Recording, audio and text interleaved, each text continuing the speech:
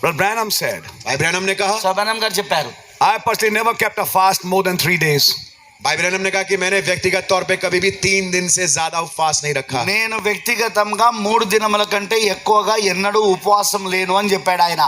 He said a right fast is when God puts a fast on you. yes उन्होंने कहा yes कि एक yes. सही किस्म का उपवास तब होता है जब खुदावंद उस उपवास का भार आप पे डालते हैं. మరి ఆయన ఏమని చెప్పాడంటే నిజమైన ఉపవాసం ఏంటిది అంటే, సరైన ఉపవాసం ఏంటిదంటే, ఉపవాసం చేయవలననే ప్రేరేపణ దేవుడు నీ హృదయంలో పెట్టినప్పుడు అదే అసలైన ఉపవాసం అన్నాడు ఆయన.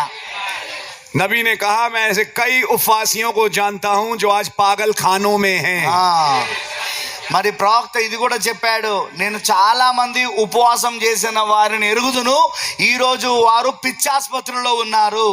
అంటే ఉపవాసం చేసి పిచ్చాసుపత్రిలో ఉన్నారు. ఇప్పుడు ये एक उपवास है पवित्र आत्मा प्राप्त, एक उपवास है धार्मिक आत्मा प्राप्त.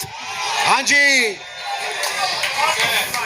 మరి ఒక ఆత్మ, ఇదో ఉపవాసం ఏంటిదంటే మీరు పరిశుద్ధాత్మతో నింపబడడానికి ఒక ఉపవాసము, ఇంకొక ఉపవాసం ఏంటిదంటే ధార్మికాత్మ మీన్స్ Religious spirit. అది మత సంబంధమైన ఆత్మతో నింపబడడానికి.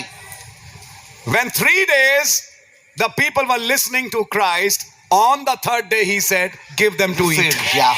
जब 3 दिन से लोग भीड़ जो है यीशु मसीह की सुन रहे थे, तो तीसरे दिन प्रभु यीशु मसीह ने कहा, इन्हें कुछ खाने को दो. మరి అక్కడ 3 రోజుల నుండి ఆ యొక్క జనులు ఉపవాసం ఉండి ప్రభు చెప్తున్న దాన్ని వింటూ ఉన్నప్పుడు, ఆ వాక్యాన్ని వింటున్నప్పుడు 3వ రోజున ప్రభు అన్నాడు, ఇప్పుడు వీరు తినడుకు కొంత ఆహారం ఇవ్వండి అన్నాడు ఆయన.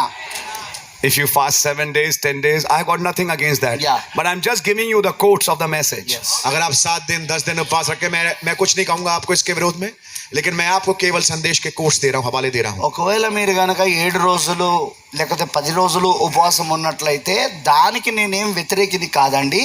కానీ కేవలం ప్రవక్త యొక్క వర్తమానంలో ఉన్న కొటేషన్స్ని, అంటే ఆ వ్యాఖ్యానాలు మాత్రం నేను మీకు ఇస్తా ఉన్నా. Is fasting important? क्या उपवास जरूरी है? ఉపవాసం అనేది చాలా ప్రాముఖ్యమా అండి? Absolutely. बेशक, సంపూర్ణంగా అదే అవసరం. అది Very important practice. एक बहुत ही महत्वपूर्ण अभ्यास, అది చాలా ప్రాముఖ్యమైన అభ్యాసము. And pray to God और खुदा से प्रार्थना करें మరి దేవునికి ప్రార్థించుట, that he puts a burden on you. कि वो आप पे एक बोझ डालें, దేవుడు మీ హృదయంలో ఒక భారమును పెట్టినట్లుగా. And when you go with that and fast, और जब इस बोझ के साथ जब आप उपवास में आगे बढ़ते అప్పుడు हैं, ఆ భారముతో గనక మీరు ఉపవాసంలోనికి oh, వెళ్తే, like Daniel, डैनियल के समान, దానియేలు వలె, like Ezra, ఎజ్రా వలె, एजरा के समान, God answers it with a great huge portion. खुदाबंद इसको एक बड़े हिस्से के साथ जवाब देते हैं. మరి దేవుడు చాలా గొప్ప కార్యముతో వారికి జవాబిస్తాడు ఆయన. That's right. ये बात सही है. అది నిజమండి. You read demonology, आप प्रेत आत्मा शास्त्र पढ़ें, మరి మీరు దయ్యపు శాస్త్రం అనే వర్తమానం చదవండి. how he preaches fasting under enticing spirits. कैसे वो उपवास का प्रचार कर रहे हैं उन लुभाने वाली आत्माओं के नीचे. మరి ఆ ప్రేరేపించు ఆత్మలు లేదా ఆ భ్రమపరచు ఆత్మల కింద వాళ్ళు ఏ విధముగా ఉపవాసం ఉన్న వాళ్ళని బోధిస్తున్నారో చూడండి. भैया गर्जन समझने हैं, भाई बोले गर्जन समझो. मैं जा रहा हूं अखंड पाठ में, मैं ना खाऊं 5 मिनट भी. अब मैं खाऊंगा नहीं जब तक गर्जन सुन ना लूं, पता नहीं कुछ और ना सुन लो. ఆ ఉరుములు వినమని చెప్పాడు కదా సోదరుడు. అయితే నేను ఇప్పుడు ఆ ఉరుములు వినాలి, అయితే నేను ఇప్పుడు ఆ ఉరుములు వినుటకు నేను వెళ్తా ఉన్నాను ఉపవాసం కోసం. ఇక ఆ ఉరుములు వినేదాకా నేను ఏమి తినను. సరే, ఆ ఉరుములు వినేదాకా ఏం తినో రైటే, కానీ నువ్వు మరొక ఉరుములు వింటే సంగతి ఏంది ఇప్పుడు? S. Thomas, I'll name people. मैं नाम लूंगा लोगों के. మరి ఇప్పుడు నేను కొంతమంది పేర్లు తీసుకుంటానండి. Mr. S. Thomas from Vellore. Mister S Thomas Vellore से. వెల్లూరు నుండి ఎస్ థామస్ గారు. He fasted 60 days. उन्होंने 60 दिन का उपवास रखा. అతను 60 రోజులు ఉపవాసం ఉన్నాడు. What did he come out with? वो बाहर वो जब निकले वहां से उपवास से तो क्या हुआ उनका? ఉపవాసం ఉన్నాడు. అతను బయటకు వచ్చినప్పుడు ఏమొచ్చింది అతనికి? ఏం పొందుకొని వచ్చాడు? Lord Branham Christ. उनके पास शिक्षा आ गई, लॉर्ड ब्रैनम क्राइस्ट. అతని యొక్క బోధ ఏంటిదంటే ప్రభు అయిన బ్రెన్నాం క్రీస్తు. Be careful. सतर्क हो जाए. జాగ్రత్త. That in those weakening situations, there is another power to fill you. That's right. उन कमजोरी वाली अवस्था में एक और सामर्थ्य है आपको भरने के लिए.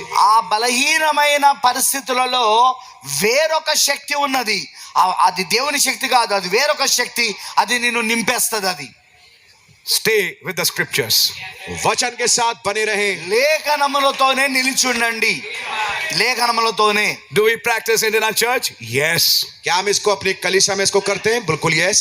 అవును. ఇక్కడ మీ యొక్క సంఘములో అభ్యసిస్తారా ఈ ఉపవాస ప్రార్థన అనేది? అవును, చేస్తాము. The church fasted and prayed. Yeah. कलीसिया ने उपवास और प्रार्थना किया మరి ఉపవాసము ప్రార్థన చేస్తున్నది సంఘము. And God answered that prayer. और खुदा ने उस प्रार्थना का जवाब दिया. మరి దేవుడు ఆ ప్రార్థనకు జవాబు ఇచ్చాడు. So all these are very important things. तो ये सब बातें बहुत ही महत्वपूर्ण మరి ఈ हैं. యొక్క కార్యాలన్నీ కూడా చాలా ప్రాముఖ్యమైనవి. Let's be careful. आइए हम बड़े सतर्क हो जाएं.